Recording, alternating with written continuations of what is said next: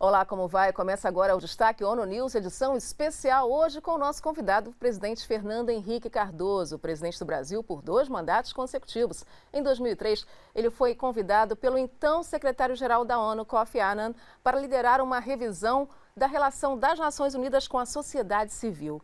Logo depois, ele criou o Instituto Fernando Henrique Cardoso, que em 2004 foi convertido na Fundação Fernando Henrique Cardoso. Presidente, que prazer ter o senhor aqui no Destaque ONU News, na ONU News em português. É meu prazer, sobretudo porque estamos falando a nossa língua, né? O que é bom. A nossa língua. É mais cômodo. Muito mais. O senhor está hoje aqui na sede para participar desse evento sobre segurança nas estradas. O congresso se chama O Uso da Tecnologia para Promover Segurança nas Estradas, a Experiência do Brasil. Qual vai ser a sua mensagem? É o seguinte, esse programa no Brasil é para verificar se os motoristas estão ou não drogados, se eles usam droga. Então tem uma nova metodologia, usando o fio do cabelo, que dá uma espécie de histórico da pessoa. Então se ele tomou cocaína ou qualquer droga que ele tenha tomado, mesmo antes, aquilo é registrado. E por que isso? Porque muitos motoristas de caminhão usam droga para aguentar o trabalho duro, etc, etc. E isso é uma metodologia para salvar vidas, porque há muitos desastres, etc, etc. Como eu fui presidente, como você mencionou aí, da Comissão Global sobre Drogas, que trata do assunto, é necessário que haja políticas públicas a respeito do uso de drogas. E não adianta tapar os olhos, não existe. Existe, é um problema, e é um problema sério. E também não adianta só reprimir. Você tem que cuidar da saúde e cuidar da prevenção. Isso é uma espécie de programa preventivo, para evitar a consequência negativa do uso de drogas. E tem tido bastante sucesso. Agora, esse programa, também temos a lei seca e outras medidas como as multas, né, por excesso de velocidade. Falando de uma maneira geral, por que ainda nós não conseguimos combater essa questão das mortes no trânsito de maneira eficiente? Estamos combatendo. Agora, mesmo essa medida, essa mesuração a respeito do uso da droga, reduziu já alguma coisa. E nas cidades também, porque a velocidade, por exemplo, na cidade de São Paulo, a velocidade hoje é mais controlada, né? Isso diminui o número de acidentes, porque precisa haver realmente controle dos excessos. E, apesar disso, o mundo nosso é um mundo muito caótico, né? Onde há muitos impulsos irracionais, pessoas que, de repente, pegam o carro e resolvem matar outro, que é pior ainda, né? Mas, de qualquer maneira, isso é uma questão de educação pública, políticas públicas e conscientização.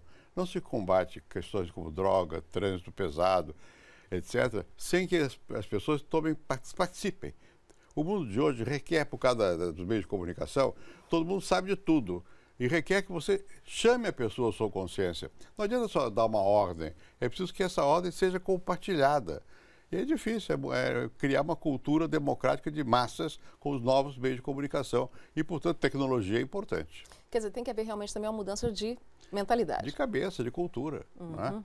Para que nós possamos lidar com o que nós já temos de poderio. O poderio aumentou muito. Até qualquer um pode provocar um desastre enorme. Ou, em vez de provocar um desastre, fazer um bem grande também. Depende da cultura, depende de... E não é do dia para a noite. É um processo, tem que ter paciência. E os líderes nacionais têm que entender isso. Eles têm que ser, até certo ponto, pregadores. Não pregadores no sentido de exaltar para os seus interesses, mas no sentido de explicar o que é bom, o que é mal, o que é errado, e fazer com que as pessoas participem desse processo. Presidente, agora vamos falar um pouquinho da sua última entrevista à ONU News. É sempre um prazer recebê-lo aqui, como nós falamos no início. O senhor manifestou preocupação com o que o senhor classificou de um mundo se tornando um pouco perigoso, um pouco radical. E o que a gente percebe, talvez um pouco mais evidenciado pelas mídias sociais, pelas redes sociais, ou talvez não, em alguns casos, é que existe uma polarização. Como combater essa tendência e criar mais entendimento, mais harmonia? Bem, não só as redes sociais, as novas tecnologias, mas também está havendo uma reorganização do poder no mundo. A emergência de novas potências, veja a China, que cresceu muito, né? Veja mesmo os países da economia emergentes, que querem também ter uma presença no mundo. Países pequenos que se armam, como a Coreia, para poder ter força, a Coreia do Norte. E existe um deslocamento de poder no mundo. Então é um momento realmente perigoso. Somando-se a isso, as novas relações tecnológicas, a pessoa se informa, a rede social, a net, né? A possibilidade de você ter o que chama-se hoje de fake news, quer dizer, o uso da mentira, que sempre houve, mas era limitado, agora é gigantesco. Isso abalou muito as estruturas tradicionais, as instituições.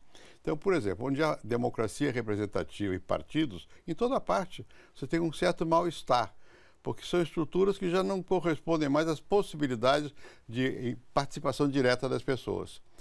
É um problema complicado e requer redoutrinação, né? Reorganização do pensamento em função do mundo tal como ele existe hoje. E isso me preocupa, porque isso está levando a tensões, né? Não vou falar das tensões do Brasil, que são grandes, mas no mundo todo há tensões. Por sorte, agora parece que os Estados Unidos e a Coreia do Norte vão ter uma conversa, né? Tomara, porque como é que se resolve isso? Não se resolve, mas como é que se ameniza? É diálogo, aumentar o diálogo. Aceitar o outro. É muito difícil aceitar o outro.